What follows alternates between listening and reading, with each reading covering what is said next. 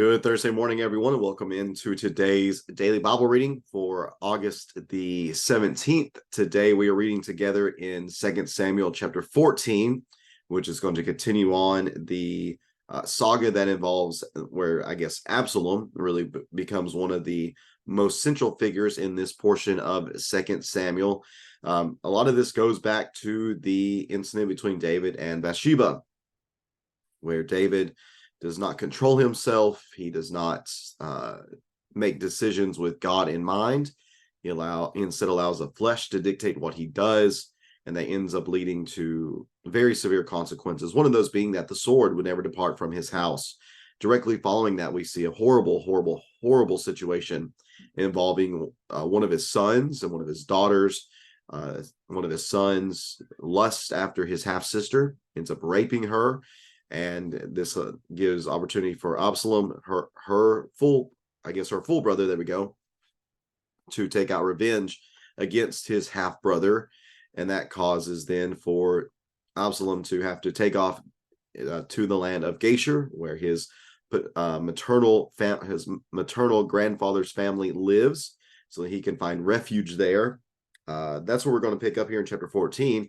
Is Joab, one of the other key figures within this story, is going to notice that David still feels a great deal of love for Absalom. We see that actually at the end of chapter 13, where it says that King David longed to go to Absalom, but David had finished grieving over Amnon's death. So that's the background to what we're picking up with here in chapter 14 in verse number 1. Let me get the text up on the screen for us, and we'll get to reading along together here.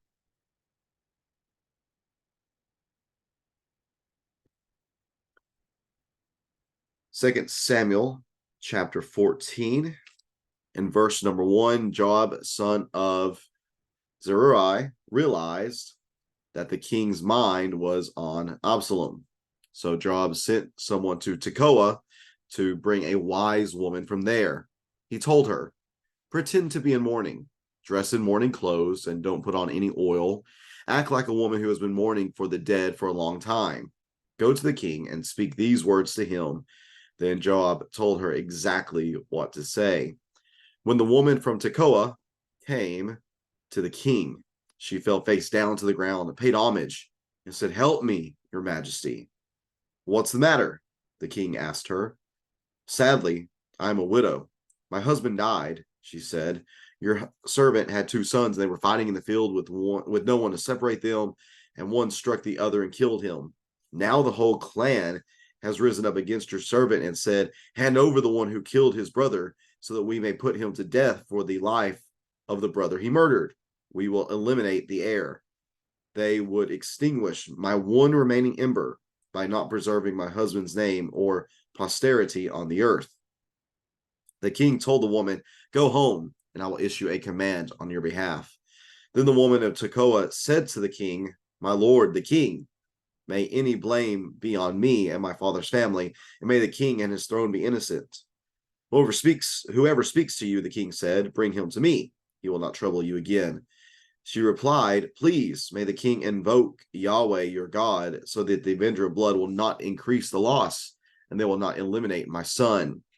As Yahweh lives," he vowed, "not a hair on your son will fall to the ground." The woman said, "Please, may your servant speak a word to my lord the king." "Speak," he replied. The woman asked, "Why have you devised something similar against the people of God?"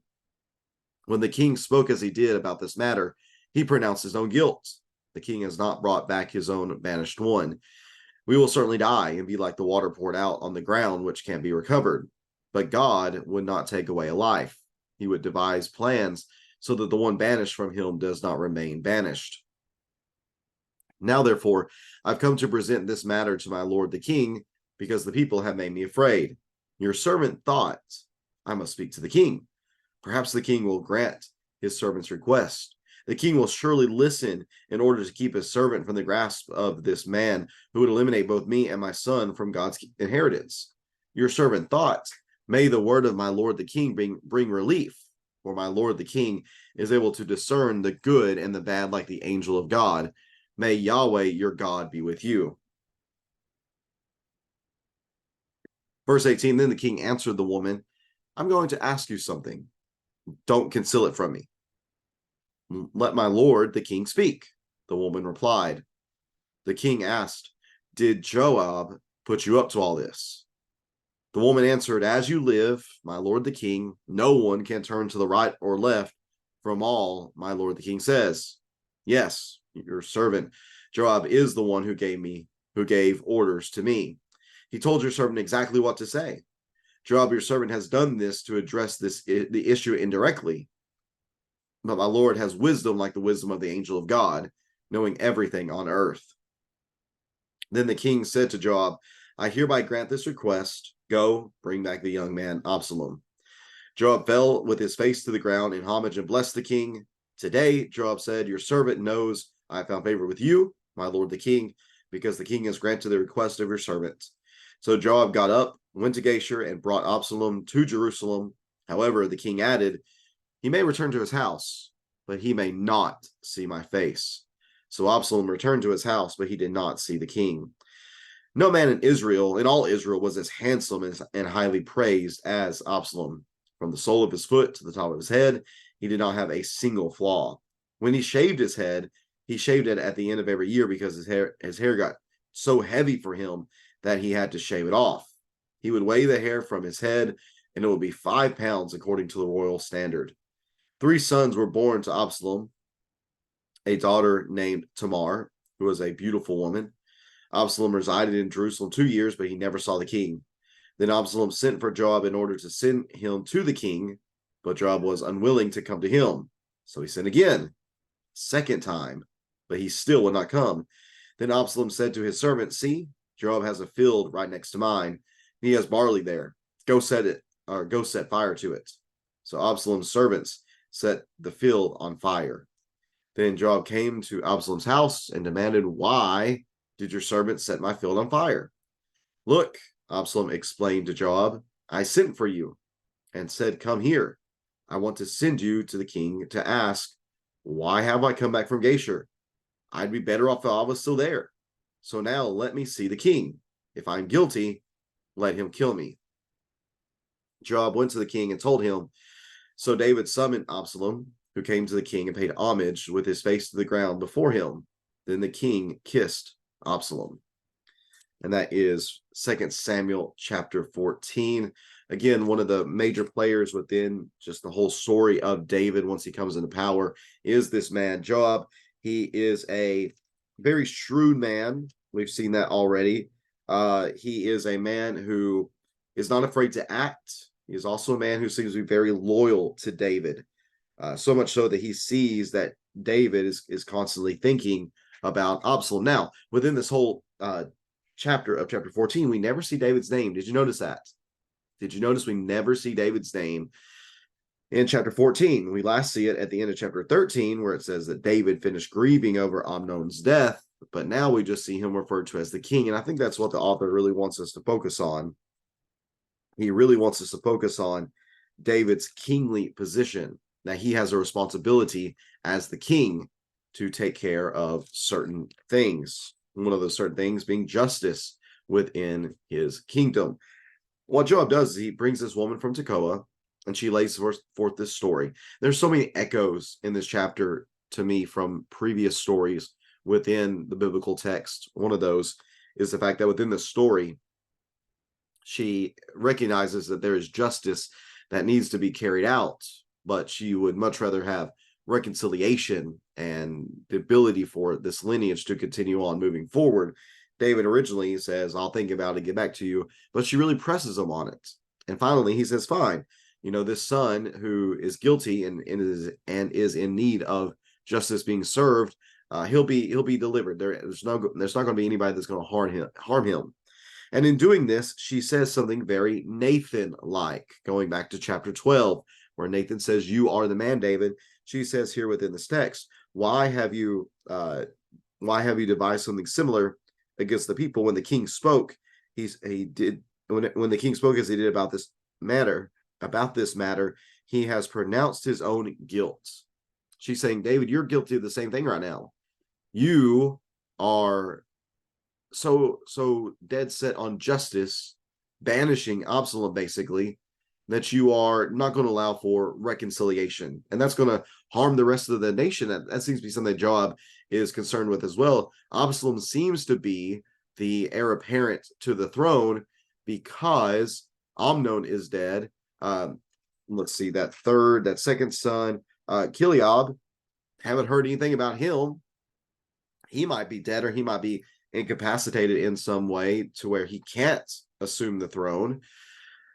So the natural next one is Absalom, and Joab saying, what's the nation going to do if something happens to David? How's his line going to continue? We have someone who is the natural heir to the throne, but David sent him off. We need to do something to try to fix this situation.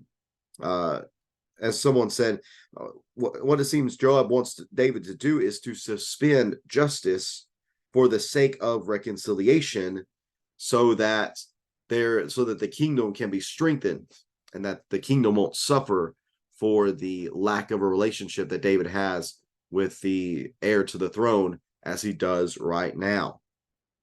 Now, David, once he talks with this woman, Tekoa, he ends up asking, hey, did Joab put you up to this?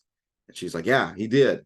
And so you can almost imagine that the way this happened, the king is in his court, he's sitting on his throne, his closest subjects are in this room as well. This woman comes before him.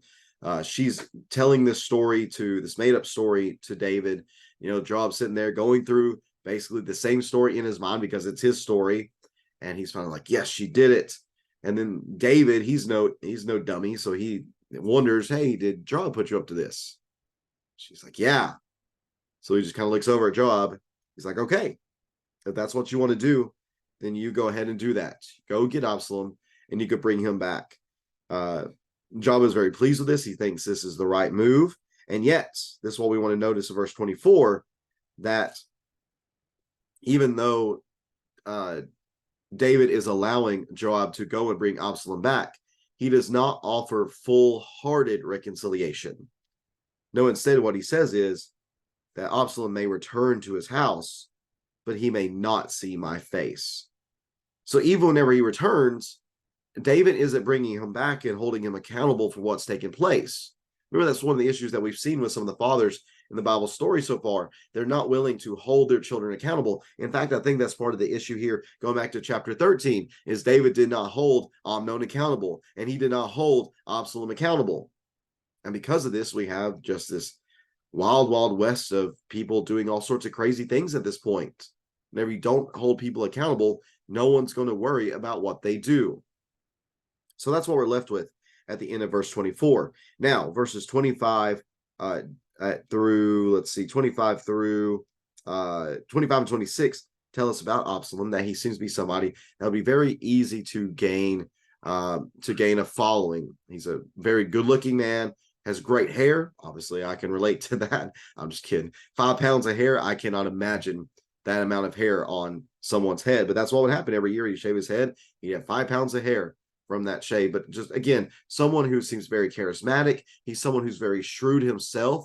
He's very smart. He's able to manipulate a situation to gain some sort of advantage for himself. So this guy is no fool. Absalom seems to be somebody that could very easily take control if he wants that to happen.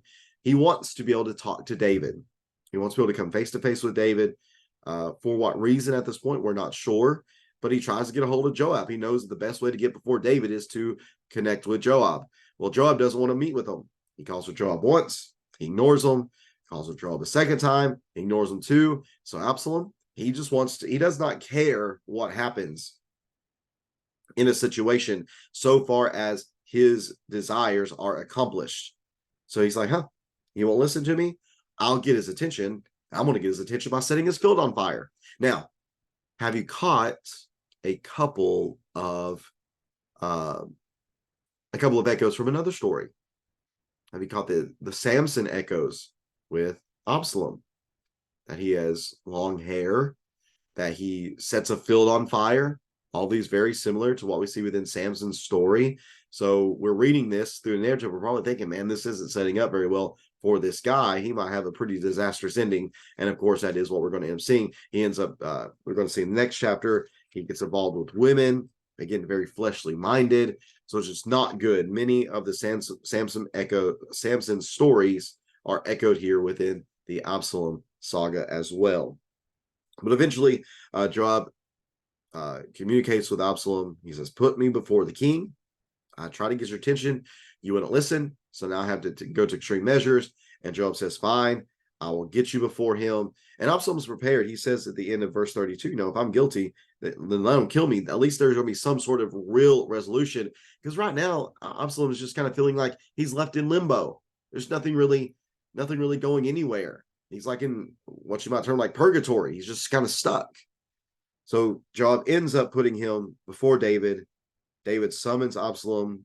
Whenever he comes to the king, he pays homage to him, face to the ground. Then it says that then the king kissed Absalom, kissed him. This seems to be forgiveness, but I don't really see any repentance. This seems to be reconciliation without Absalom acknowledging that anything that he has done is wrong. As one writer says, David really should have kicked Absalom instead of kiss him in this moment. He should have offered him a strong rebuke and correction to let him know you need to repent of what you've done. But again, going back to last chapter 13, maybe David doesn't feel as if he has the moral equity to be able to do so because of his own failures morally in the past. Whatever the case is, I don't see David doing the right thing here in balancing both reconciliation and justice. He could have brought Absalom back, but he could have held him accountable while also trying to fix the relationship. He could have done that, but he doesn't. And what this continues to do is just, it's like putting a Band-Aid on a gaping wound. Like you have completely sliced your finger off, right? And you're thinking, I actually have a Band-Aid on my finger right now. Like you completely just cut your finger off and you just put a little Band-Aid, just a little bitty Band-Aid, just like that. Imagine that little bitty Band-Aid over a nub of a finger right there. What's that going to accomplish? Nothing. It's going to continue to bleed. It's going to continue to grow worse. It's going to continue to fester until it just gets out of control. That's exactly what we have here in the story with David and Absalom. David doesn't take control as the king. That's the point here. Remember, he's the king all throughout this. He's not David. He is the king. The king needed to take control. Go back, if you could, a few chapters to what we read about David here within the story. Let me see if I can, maybe it's chapter, let's see here. There it is. It's chapter 8. Excuse me. Chapter 8. In verse number 15, text tells us that David reigned over all Israel, administering justice and righteousness for all his people. That happened. That was David in the past. That's not David in the present. Again, it seems to be a fallout from the failures with Bathsheba. But still, just because you failed doesn't mean you can't fix things. Doesn't mean you can't write things and start making good decisions moving forward. David doesn't seem to have recovered. He's still making mistakes. He's not upholding justice or righteousness. And for that, we're going to see his world continue to be rocked even more by the mutiny and rebellion of Absalom here in the next chapter, in chapter 15, that we will read tomorrow. If you have any questions or comments about this text, please feel free to leave that in the comment section below, and I'll do my best to talk with you about those things, maybe answer some questions, give some further insight to this text that we're reading. Just difficult period here within the story of David. Chapters 11 through, I think it's 18 is the last chapter concerning Absalom. 11 through 18 is just a lot of heartbreak, a lot of tragedy, a lot of poor decision making leading to very disastrous consequences. Definitely something that we can learn from, for sure. Again, uphold justice, yes. Seek reconciliation, yes, but you can do those things both at the same time. David doesn't seem to do that. He's just going to let things go without holding people accountable for their mistakes. And for that, again, things are just going to grow worse and worse. Again, thanks so much for tuning into this reading today. Have a great rest of your Thursday, everyone. We'll be back at it again tomorrow, reading together from 2 Samuel chapter 15. Take care, and God bless.